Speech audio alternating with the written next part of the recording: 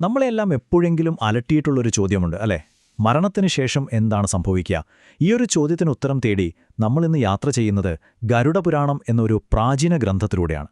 ആത്മാവിന്റെ ആ യാത്രയുടെ കഥയിലേക്കാണ് നമ്മൾ ഇറങ്ങിച്ചെല്ലുന്നത്. കേൾക്കാൻ പോലും ഭയാനകമായ ഒരു വഴി. ഈ വാക്കുകളോടെയാണ് ഗരുഡപുരാണം തുടങ്ങുന്നത് തന്നെ. സാക്ഷാൽ മഹാവിഷ്ണുവാണ് നമ്മളെ ഈ യാത്രയിലേക്ക് ക്ഷണിക്കുന്നത്. അതുകൊണ്ടുതന്നെ ഇത് വെറുമൊരു കഥയല്ലെന്ന് നമുക്കുറപ്പിക്കാം. അപ്പോൾ എന്താണ് ഈ ഗരുഡപുരാണം എന്ന് ചോദിച്ചാൽ ഇതൊരു സാധാരണ പുസ്തകമല്ല, മറിച്ച് മഹാവിഷ്ണുവും അദ്ദേഹത്തിന്റെ വാഹനമായ ഗരുഡനും തമ്മിലുള്ള ഒരു സംഭാഷണമാണ്. മരണത്തിന് ശേഷമുള്ള ലോകത്തേക്കുള്ള ഒരു മാപ്പ്, ഒരു വഴികാട്ടി എന്ന് വേണമെങ്കിൽ നമുക്കിതിനെ പറയാം. ഈ കഥയിലെ ഏറ്റവും പ്രധാനപ്പെട്ട ഒരാളാണ് യമൻ. യമൻ എന്ന് കേൾക്കുമ്പോഴേ നമ്മുടെ മനസ്സിൽ ഒരു വില്ലന്റെ ചിത്രമായിരിക്കും വരുന്നത്, അല്ലേ? എന്നാൽ ഗരുഡപുരാണം പറയുന്നത് അതല്ല. യമനൊരു ദുഷ്ടനല്ല, മറിച്ച് കർമ്മനിയമങ്ങൾക്കനുസരിച്ച് നീതി നടപ്പാക്കുന്ന ഒരു ന്യായാധിപനാണ്. അപ്പോൾ ഈ യാത്രയെ നയിക്കുന്ന നിയമം എന്താണ്? അതാണ് കർമ്മം. വളരെ ലളിതമായ ആശയമാണ്. നമ്മൾ എന്തു ചെയ്യുന്നുവോ, നല്ലതായാലും ചീത്തയായാലും അതിന്റെ ഫലം നമ്മളെ തേടിവരും. നമ്മുടെ ഓരോ പ്രവൃത്തിയും ഈ യാത്രയുടെ ഓരോ തിരിവുകളും തീരുമാനിക്കുന്നു എന്ന് പറയാം. ശരി, അപ്പോൾ യമനെയും കർമ്മത്തെയും നമ്മൾ പരിചയപ്പെട്ടു. ഇനി നമുക്ക് ആ യാത്രയുടെ തുടക്കത്തിലേക്ക് പോകാം.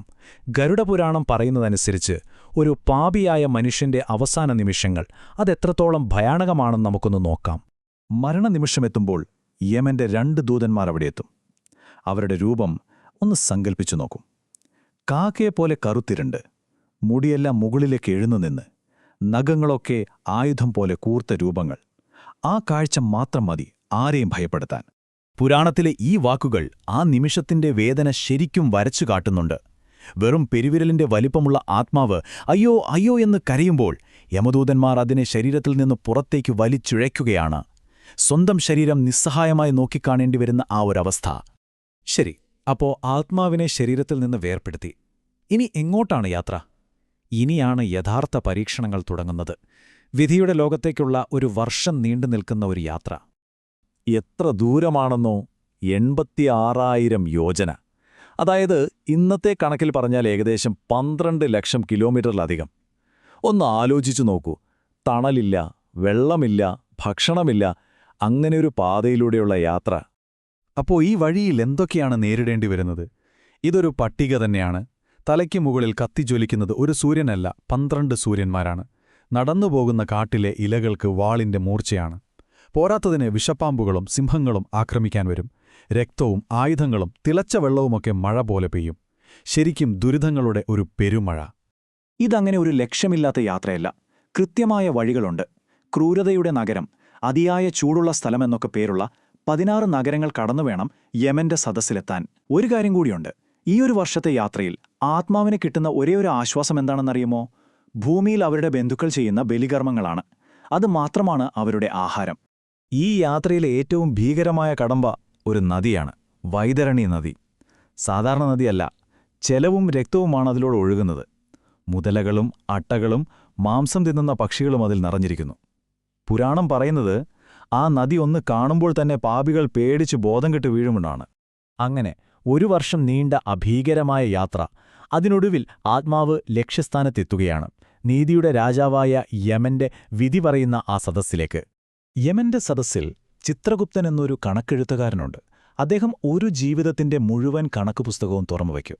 നമ്മൾ ചെയ്ത ഓരോ നല്ല കാര്യവും ഓരോ ചീത്ത കാര്യവും, എന്തിനധികം പറയുന്നു, നമ്മുടെ ഓരോ ചിന്ത പോലും അവിടെ രേഖപ്പെടുത്തിയിട്ടുണ്ടാകും. ഒന്നും തന്നെ ഒളിച്ചുവെക്കാൻ കഴിയില്ല. അവിടെ പാപികൾ യമനെ നേരിട്ട് കാണും. എങ്ങനെയാണെന്നോ? ഒരു പോത്തിന്റെ മുകളിലിരിക്കുന്ന, പ്രളയകാലത്ത് ഇടിമേഘം പോലെ ഗർജിക്കുന്ന, മിന്നൽ പോലെ തിളങ്ങുന്ന ആയുധങ്ങളേന്തിയ ഒരു കരിമല പോലെ ഭീമാകാരനായ രൂപം. അത് കാണുമ്പോൾ തന്നെ ചെയ്ത തെറ്റുകളെല്ലാം ഓർമ്മ വരും. ശരി, വിചാരണ കഴിഞ്ഞു. ഇനി എന്താണ് ശിക്ഷ? ഇനിയാണ് ഈ വിഷയത്തിലെ ഏറ്റവും പ്രധാനപ്പെട്ട ഒരു ഭാഗത്തേക്ക് നമ്മൾ വരുന്നത്. എന്താണ് ഗരുഡപുരാണം പറയുന്ന നരകം? നമ്മൾ കേട്ടിട്ടുള്ളതുപോലെ ഒരു സ്ഥലമാണോ അത്? ഇവിടെയാണ് നമ്മൾ ശ്രദ്ധിക്കേണ്ട ഒരു കാര്യം. പുരാണത്തിൽ 20ലധികം നരകങ്ങളെക്കുറിച്ച് പറയുന്നുണ്ട്. പക്ഷേ അവയൊന്നും നമ്മൾ കരുതുന്ന പോലെ എന്നേക്കുമായി ശിക്ഷിക്കാനുള്ള സ്ഥലങ്ങളല്ല, മറിച്ച് ആത്മാവിനെ ശുദ്ധീകരിച്ച് അടുത്ത ജന്മത്തിന് തയ്യാറാക്കാനുള്ള താൽക്കാലികമായ ഒരിടം മാത്രമാണ്. അതായത് ശിക്ഷ എന്നതിലുപരി ഒരു ശുദ്ധീകരണ പ്രക്രിയയാണ് അവിടെ നടക്കുന്നത്. കർമ്മനിയമം എത്രത്തോളം കൃത്യമാണെന്ന് ഈ ഉദാഹരണങ്ങൾ കാണിച്ചു തരും. നോക്കൂ, ഒരാൾ അധ്യാപകനെ അപമാനിച്ചാൽ അടുത്ത ജന്മത്തിൽ അപസ്മാര രോഗിയായി ജനിക്കാം. മറ്റൊരാളുടെ ധാന്യം മോഷ്ടിച്ചാൽ വെട്ടുകിളിയായി പുനർജനിക്കും. ചെയ്ത പാപത്തിന് കൃത്യമായ ഒരു പ്രത്യാഘാതം അടുത്ത ജന്മത്തിൽ ഉണ്ടാകുമെന്ന് സാരം. ഇത്രയും കേട്ടപ്പോൾ ഇതൊരു പേടിപ്പെടുത്തുന്ന കഥയായി മാത്രം തോന്നുന്നുണ്ടോ? എന്നാൽ അങ്ങനെയല്ല. ഈ ഭീകരമായ യാത്രയും വിധിയും എങ്ങനെ ഒഴിവാക്കാം എന്നതിനെക്കുറിച്ചും ഗരുഡപുരാണം വളരെ വ്യക്തമായി പറയുന്നുണ്ട്. അതാണ് ഇതിലെ ഏറ്റവും പ്രധാനപ്പെട്ട ഭാഗം. അപ്പോൾ എന്തൊക്കെയാണ് വഴികൾ? ഒന്നാമതായി ധാർമ്മികമായി ജീവിക്കുക, പിന്നെ ദാനധർമ്മങ്ങൾ ചെയ്യുക, ശരിയായ രീതിയിൽ മരണാനന്തര ചടങ്ങുകൾ നടത്തുക, ഈശ്വരഭക്തിയോടെ ജീവിക്കുക. പിന്നെ ഈ ചടങ്ങുകളൊക്കെ ചെയ്യാൻ ഒരു പുത്രനുണ്ടായിരിക്കുക എന്നതിനും പ്രാധാന്യം നൽകുന്നുണ്ട്. ചുരുക്കി പറഞ്ഞാൽ നന്നായി ജീവിക്കാനുള്ള ഒരു മാർഗരേഖയാണ് ഈ ഗ്രന്ഥം നൽകുന്നത്. പുത്രൻ എന്ന വാക്കിന്റെ പ്രാധാന്യം നോക്കൂ. പുത് എന്നു പേരുള്ള നരകത്തിൽ നിന്ന് അച്ഛനെ രക്ഷിക്കുന്നതുകൊണ്ടാണ് അവന് പുത്രൻ എന്ന പേര് വന്നതെന്നാണ് പുരാണം പറയുന്നത്. ഇത് മരണാനന്തര ചടങ്ങുകൾക്ക് എത്രത്തോളം പ്രാധാന്യം കൽപ്പിച്ചിരുന്നുവെന്ന് കാണിക്കുന്നു. അപ്പോൾ ഇത്രയും ഭയാനകമായ ഈ മരണാനന്തര ജീവിതം വിവരിക്കുന്നതിന് പിന്നിൽ ഒരൊറ്റ ലക്ഷ്യമേ ഉള്ളൂ.